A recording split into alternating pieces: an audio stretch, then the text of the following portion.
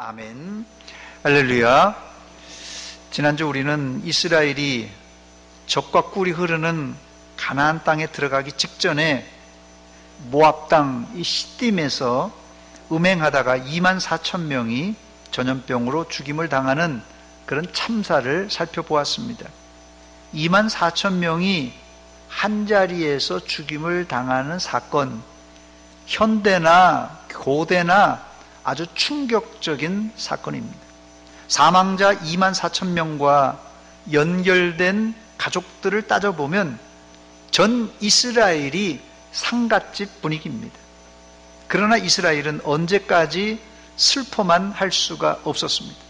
왜냐하면 그들 앞에는 넘실거리는 요단강과 중무장한 이 가나안 족속이 기다리고 있었기 때문에 그렇습니다. 가나안 땅에 들어가기 직전에 이런 위기를 만난 이스라엘, 이 이스라엘에게 돌파구가 무엇이었습니까? 그것은 다름 아닌 인구조사였습니다. 하나님은 요단강을 건너 가나안 땅에 들어가기 직전에 이스라엘에게 인구조사를 하라고 명하셨습니다. 사실 인구조사는 이스라엘이 출애굽한 직후에 했던 적이 있습니다. 벌써 40년 전, 정확하게는 38년 전에 했던 조사입니다. 그런데 이스라엘이 위험한 광야 생활을 40년 동안 해오면서 한 세대가 지나가고 새로운 세대로 교체되었기 때문에 다시 인구를 조사할 필요가 있었던 것입니다. 오늘 저는 여러분들과 함께 제2차 인구조사를 하라고 하신 하나님의 의도를 살펴보면서 우리가 요즘 이 코로나19 때문에 사회는 물론 이 교회까지도 어수선한데 이럴 때일수록 천국에 들어가려면 어떤 준비를 해야 하는지 살펴보며 함께 은혜를 나누기를 원합니다. 먼저 첫 번째 오늘 본문 1절 말씀에 보니까 연병 후에 이렇게 기록하고 있습니다. 연병 후에 이렇게 시작합니다. 저는 이 연병 후에란 말이 너무 은혜가 되었습니다. 모압 시딤에서 이스라엘이 우상숭배와 음행을 하다가 24,000명이 죽어나가는 전염병이 발생했습니다. 현대적 의료 시스템이나 백신이 없었던 고대 사회에서 이 전염병이란 전 인구가 다 걸리기까지 사람을 괴롭게 하는 애물단지였어요. 당장 전염병이 이 감염이 안 된 사람일지라도 끝도 없는 감염의 위험 때문에 심각하게 걱정을 했을 것입니다. 그런데 아무리 독한 전염병도 하나님께서 한번 명하시니까 순식간에 종식되었습니다. 즉 전염병 후란 이스라엘에게 이제 전염병 걱정은 안 해도 된다는 하나님의 은혜의 메시지였어요. 저는 확신합니다. 아무리 현대의학 시스템과 백신을 개발한다고 해도 인간이 전염병의 고리를 완전히 끊어버리는 것은 불가능합니다. 그러나 코로나19가 아무리 극성을 부릴지라도 하나님이 한번 명하시면 순식간에 코로나19가 종식될 줄 믿습니다. 그리고 하나님은 이 전염병 후에 우상숭배와 음행으로 단절된 이스라엘에게 말씀하십니다. 말씀해 주셨어요. 하나님과 이스라엘이 다시 소통하게 된 것이 얼마나 감사한 일인지 모릅니다.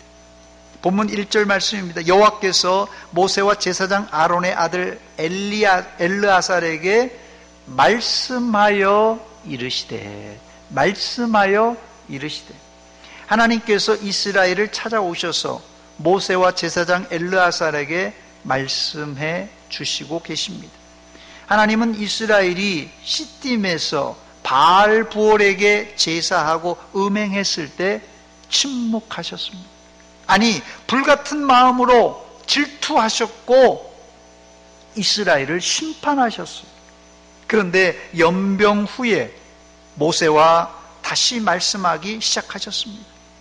보통 일반 사람들은 질투해서 삐치면 며칠 가죠? 예? 질투해서 삐치면 며칠 가요? 솔직하게 한번 얘기해 보세요. 부부가 질투해서 삐치면은 며칠 가요? 일주일. 예, 상당히 기네요. 일주일. 예, 저쪽은 며칠 갑니까?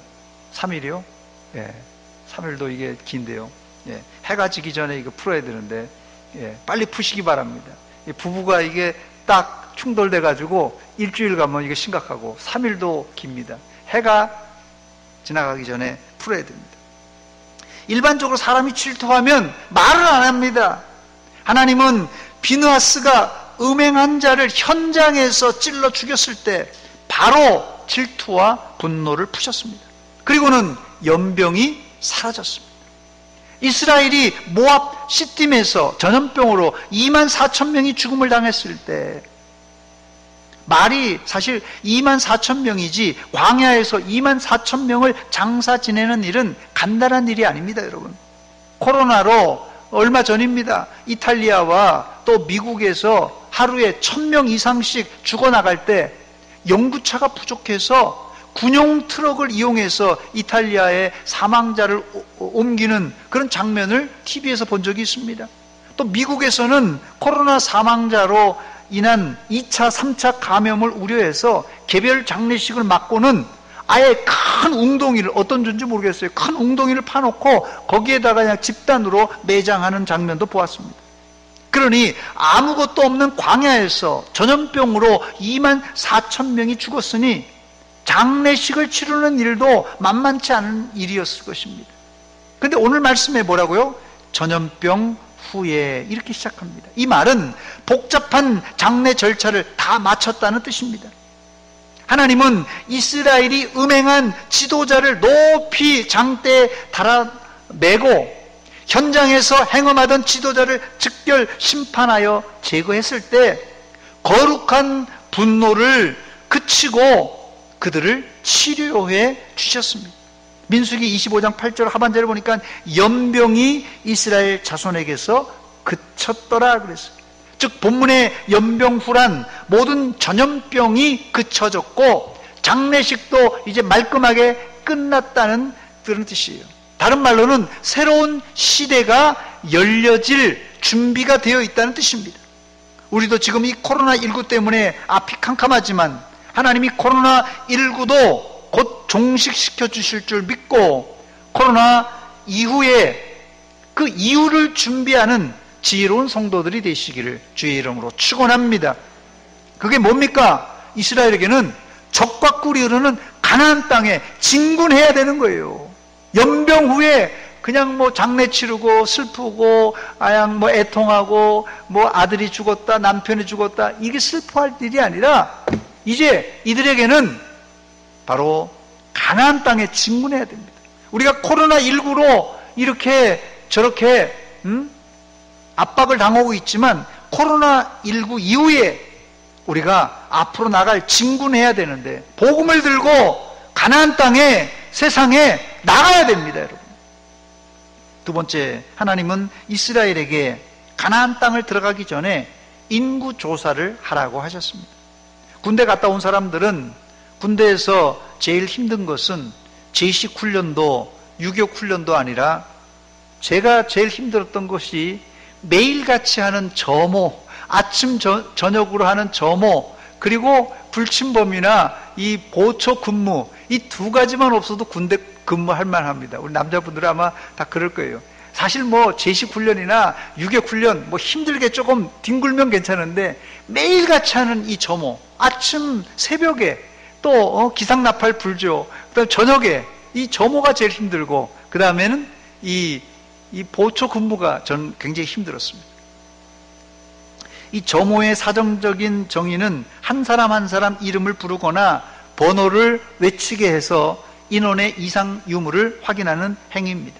물론 점호의 목적이 인원 점검이 1차 목적이지만 그 내면에는 군기 있는 강력한 군대를 만드는 기초 작업입니다. 그러므로 하나님이 명하신 인구 조사도 단순한 숫자 파악이 아니라 그 넘어, 숫자 파악을 넘어 하나님의 깊으신 뜻이 담겨져 있습니다. 첫 번째 이 인구 조사에는 민수기에서 두 번의 인구 조사가 나오는데, 이 첫 번째 인구 조사는 민수기 1장 1절에 보니까 출애굽 다음 해에 실시합니다.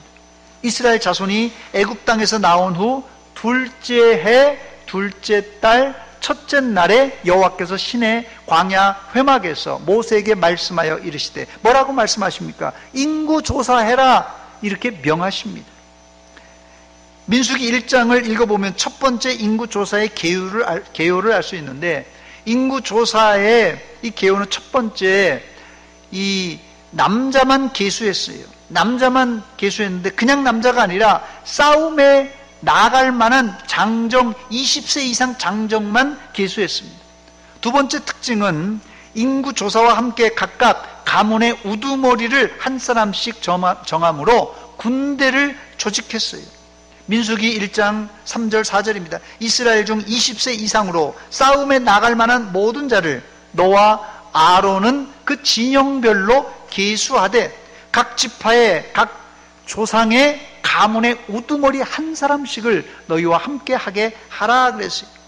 이렇게 해서 계수된 자가 민수기 1장 46절에 보니까 60만 3,550명이었어요. 물론 여기에는 안 나오지만 인구 조사를 했던 세 번째 이유가 있는데, 성전세를 거둘 목적이었어요. 출애굽기 30장 12절입니다. 내가 이스라엘 자손의 수요를 조사할 때 조사받은 각 사람은 그들을 계수할 때에 자기의 생명의 속전을 여호와께 드릴지니 이는 그것을 계수할 때 그들 중에 질병이 없게 하려 함이라 그랬어요. 그런데 여기 성전세는 돈이 목적이 아니라 생명의 속전이라고 했습니다. 생명의 속전. 이 속전이란 말은 히브리어로 이 코페르란 말인데요, 이 코페르란 말은 몸값이란 뜻입니다. 그럼 왜 이스라엘이 하나님께 몸값을 내야만 했던 것입니까? 그 이유가 있는데 40년 전 출애굽할 당시로 돌아가 봐야 알 수 있습니다.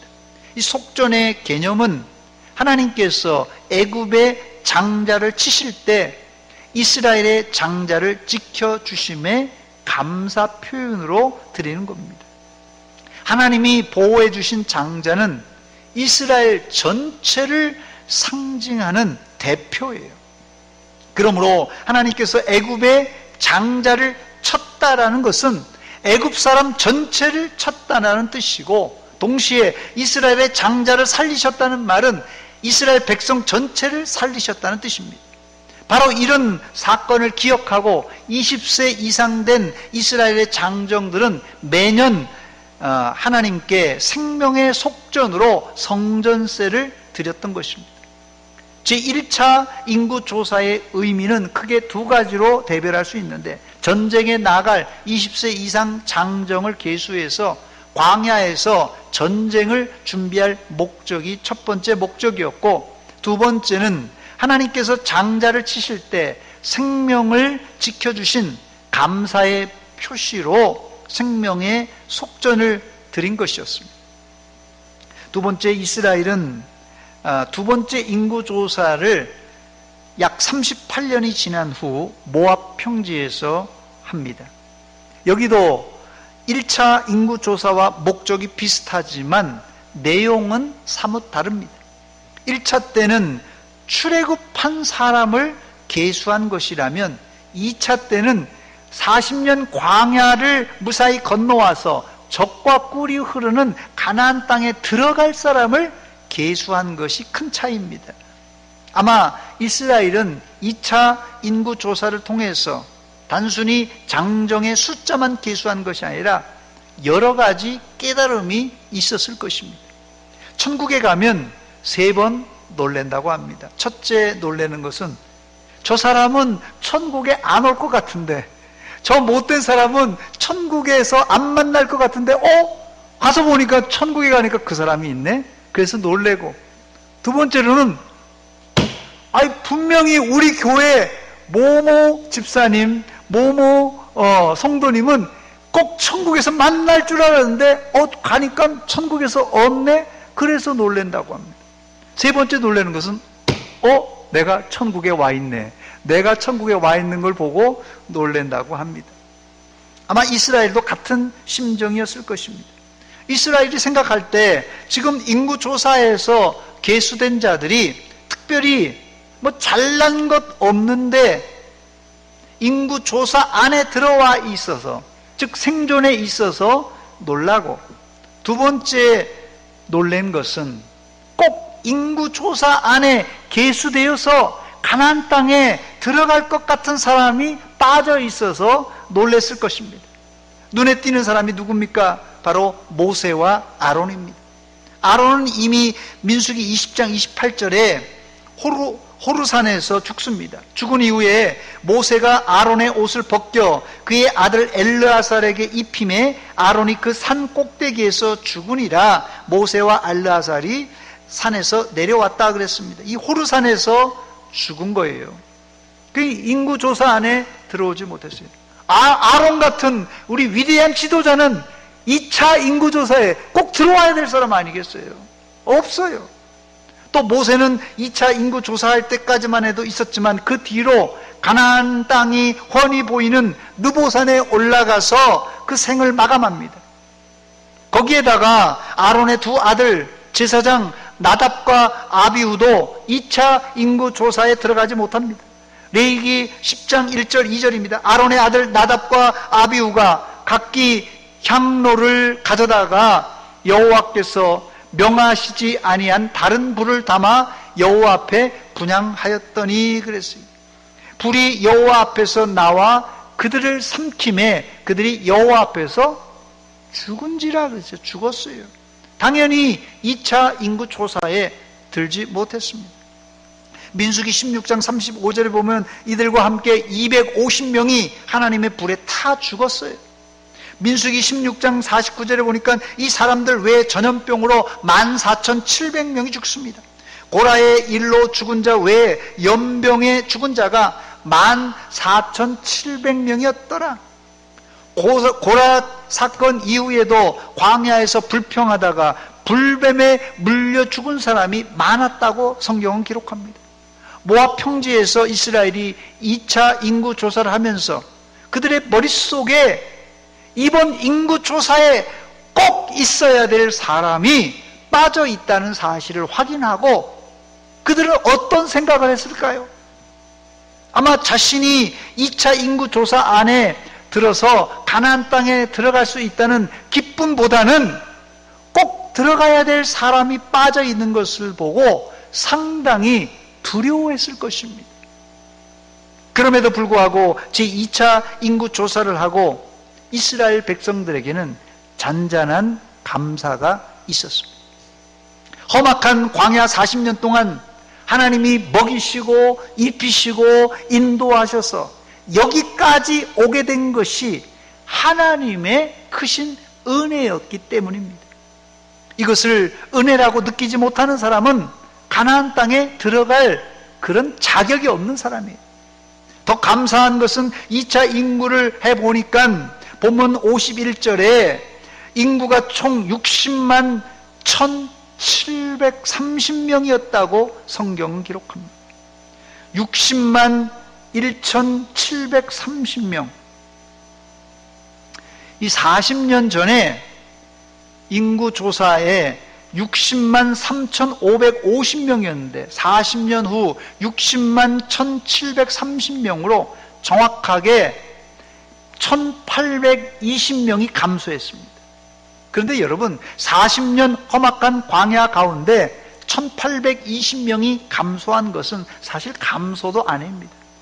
엄밀하게 말하면 인구조사 바로 앞전에 일어났던 불뱀에 물려 죽은 사건과 또 모압 시딤에서 음행사건만 아니었어도 40년 전보다 최소 3만 명 이상 이스라엘의 인구가 불어났을 것이라는 것이 이 성경학자들의 추측입니다.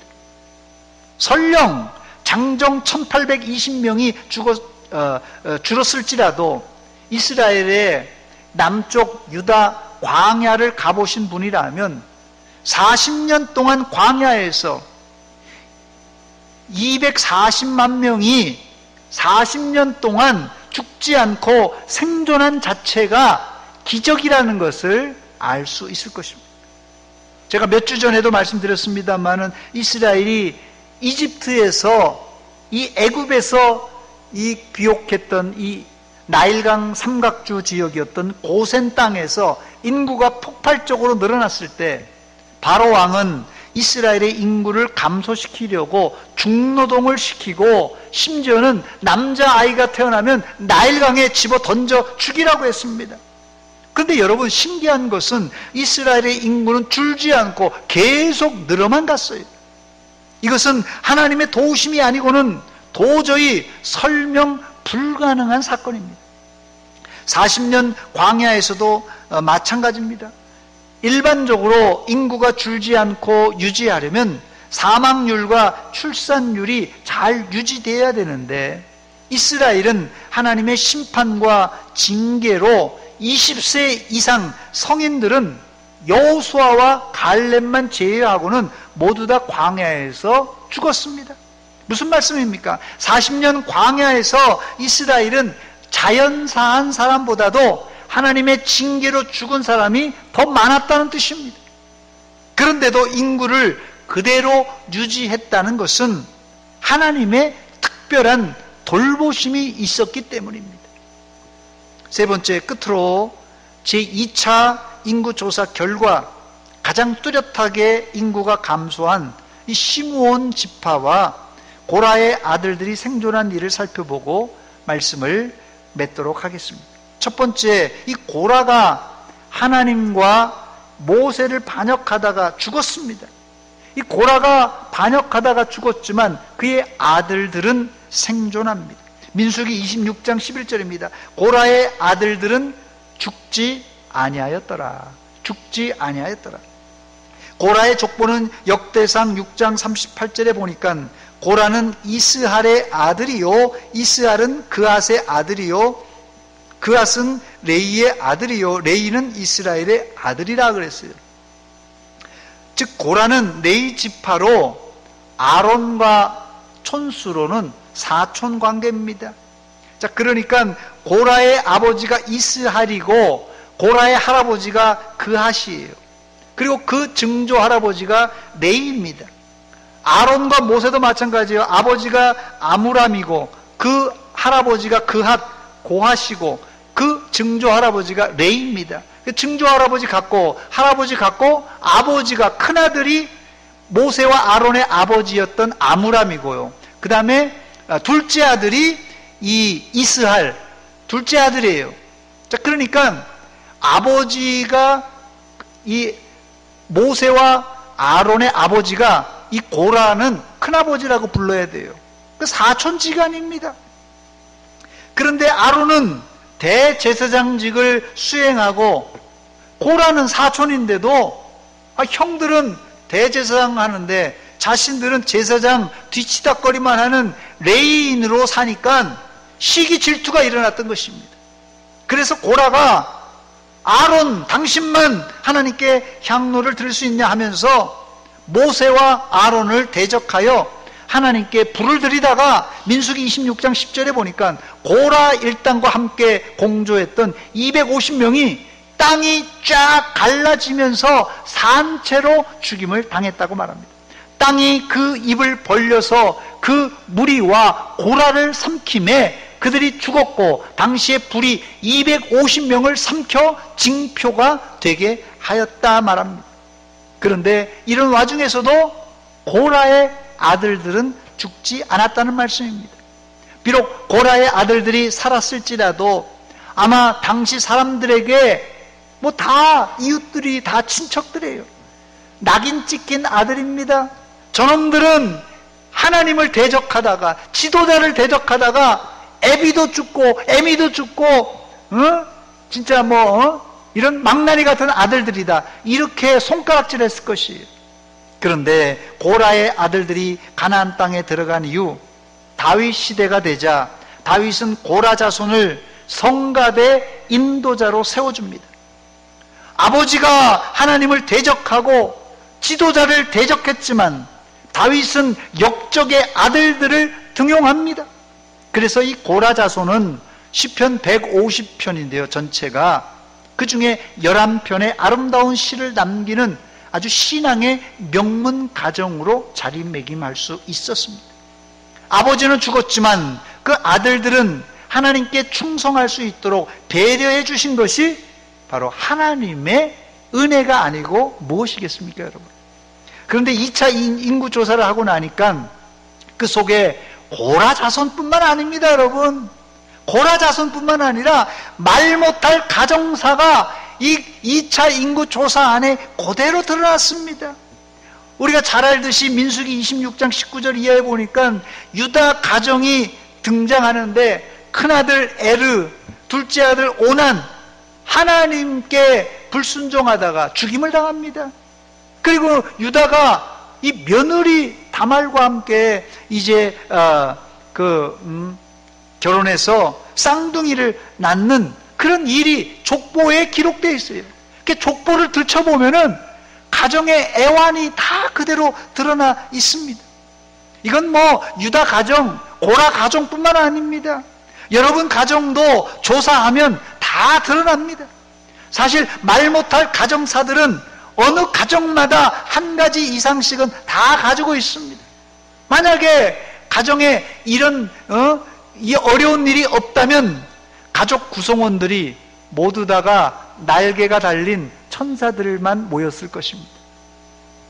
두 번째 인구 조사를 통하여 알 수 있는 특이한 점은, 두 번째, 시므온 지파의 인구가 눈에 띄게 줄었습니다.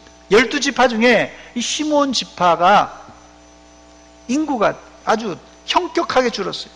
제2차 인구조사 때 12지파의 인구조사 결과 표를 제가 하나 준비했습니다. 표를 한번 보여주시기 바랍니다. 저게 잘 보일지 모르겠는데요.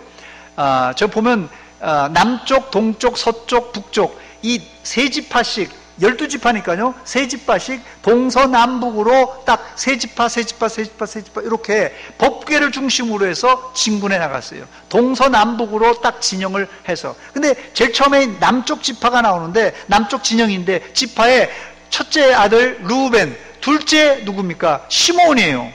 시므온이 1차 조사 때는 59,320명이었는데 2차 조사 때는 22,020명으로 확 줄어버렸어요. 37,100명이 줄었어요. 남쪽 진영은 총 다해서 45,020명이 줄었습니다. 왜 유독 시므온 지파가 절반 이상 줄어서 22,200명이 된 것입니까? 시므온은 1차 인구 조사 때는 59,320명으로 12지파 중에 3위에 랭크됐어요. 3위로 인구가 많았던 지파입니다. 근데 2차 인구 조사를 해보니까 꼴찌가 되어버렸어요.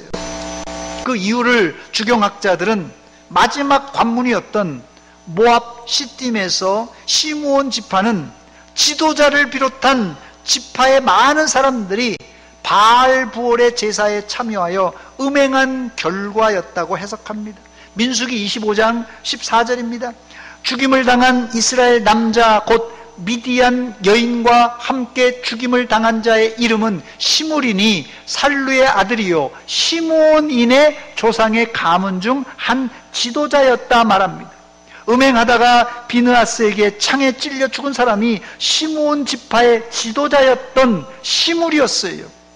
한 지파의 지도자가 음행을 저질렀으니 그 지파 대부분이 지도자를 따라서 덩달아 바알부올 제사 드리는데 참석하고 음행을 하다가 지파의 3분의 2가 연병으로 죽임을 당하므로 지파가 완전히 쪼그라들었습니다. 더 슬픈 사실은 가나안 땅에 들어가서도 시므온 지파는 땅도 제대로 분배받지 못해서 유다 지파의 땅을 일부 제공받습니다. 그나마 세월이 지나고 나서 시므온 지파는 역사 속에 온데간데 없어지고 유다 지파의 흡수되어 버립니다. 우리가 현실만 보면 하나님을 잘 믿는 사람인지 잘못 믿는 사람인지 우리가 구분할 수가 없어요. 누가 잘 믿는 사람인지 잘못 믿는 사람인지 별 차이가 없어 보입니다. 오히려 안 믿는 사람이, 오히려 잘못 믿는 사람이 건강하고 더 잘 먹고 잘 사는 것 같이 보입니다. 그러나 여러분, 우리의 인생은 1년, 2년으로 끝나지 않고 최소 한 세대 30년, 전 평생 60년을 지나봐야 내가 잘 살았는가, 우리 가문이 믿음의 명문 가문인가 아닌가를 알 수가 있습니다. 오늘 설교를 통하여 여러분 가정의 식구들을 한번 계수해 보시기 바랍니다. 부모님은 생존에 계신가? 하늘나라에 올라가셨는가? 자녀들은 몇 명인가? 내가 자녀를 몇 명을 낳았는데 현재 몇 명이 생존해 있는가? 또 손주는 몇 명인가? 또 부모님은 생존해 계시다면 예수를 믿는가 안 믿는가? 자녀들은 예수를 지금 잘 믿고 있는가 아닌가? 손주들은 예수를 잘 믿는가? 여러분의 가정의 인구조사를 한번 해보세요. 이 생물학적인 숫자를 한번 계수해 보시고 영적인 계수를 한번 해보시기 바랍니다. 말씀을 맺습니다. 베들레헴 예수님 탄생 기념교회에 들어가려면 아주 작은 문으로 들어가야 됩니다. 제가 사진을 한 장 준비했습니다. 한번 보여주시기 바랍니다. 예, 왼쪽 사진은 제가 직접 찍은 거고 오른쪽 사진은 제가 인터넷에서 따온 사진입니다. 저렇게 저 사진이 저도 저기를 들어가 봤는데요. 모두 다 저렇게 이렇게 숙이고 들어가야 됩니다. 저 뭐 사정이 있는 건물인데요. 어쨌든 저 문이 저렇게 돼 있어요. 그래서 많은 그 성지순례 갔다 오신 목사님들이 천국은 겸손한 자가 들어갈 수 있다 이런 말을 합니다. 사실 모압 평지에까지 온 사람이라면 바로 코앞에 가나안 땅이 보이지 않습니까? 바로 코앞에 가나안 땅이 보입니다. 그렇기 때문에 다 온 거란 진배가 없어요. 다 온 거예요. 그런데 모세와 출애굽한 20세 이상 성인들은 여호수아와 갈렙만 제외하고 다 들어가지 못했습니다. 마지막까지 겸손, 또 겸손해야 천국에 들어갈 수 있다는 뜻입니다. 이렇게 말하면 좀 똑똑한 분은 그럴 거예요. 목사님, 천국은 믿음으로 가는 나라 아닙니까? 천국은 믿음으로 가는 나라 맞습니다. 천국은 믿음으로 가는 나라입니다. 그러나 믿음 있는 사람은 마지막까지 겸손한 자세로 신앙생활하는 사람입니다. 이스라엘이 제2차 인구 조사를 한 것은 군사적인 목적이 1차 목적입니다. 이 군사적인 목적이 굉장히 크죠. 왜냐하면 가나안을 정복을 해야 되기 때문에요. 그러나 내적으로는 지나간 40년의 광야 생활을 돌아보며 첫째, 이 인구 조사를 통하여 감사할 수 있었어요. 둘째는 하나님의 경고를 되새겨보는 시간이었습니다. 이것을 바울 사도는 거울을 들여다보는 자기 성찰의 과정이라 이렇게 말합니다. 고린도전서 10장 11절입니다. 그들에게 일어난 이런 일은, 출애굽한 그런 일은, 40년 일은 본보기가 되고 또한 말세를 만난 우리를 깨우치기 위하여, 우리를 위해서 깨우치기 위해서 기록되었다고 말합니다. 예전 개역 성경에는 이 본보기라는 단어를 이 거울이라 이렇게 기록해 놓았습니다. 코로나19 때문에 요즘 우리의 일상이 완전히 흐트러져 있는데 이럴 때일수록 나를 돌아보고 과거 역사를 돌아보아서 우리도 하나님의 인구 조사에 넉넉히 계수되어서 약속의 땅 가나안 땅에 들어가는 성도들이 다 되시기를 주의 이름으로 축원합니다. 축원합니다. 우리 옆 사람 보고 한번 얘기해 주시기 바랍니다. 천국에서 만납시다. 기도하겠습니다. 하나님 우리 아버지 은혜와 사랑 감사드립니다. 이스라엘의 제2차 인구조사를 통하여서 과거 이 출애굽한 세대들이 느꼈던 그런 감정과 또 이런 사건들, 역사적인 사건들은 말세를 만난 우리들에게 본보기와 거울을 비춰주기 위해서 쓰여졌다고 말했는데 오늘 설교를 듣고 우리 가정의 인구 조사를 계수해 봅니다. 우리 자녀들을, 손주들을, 부모님을 떠올려 봅니다. 과연 숫자적으로 또한 영적으로 예수를 잘 믿는 가정인가 조사해 봅니다.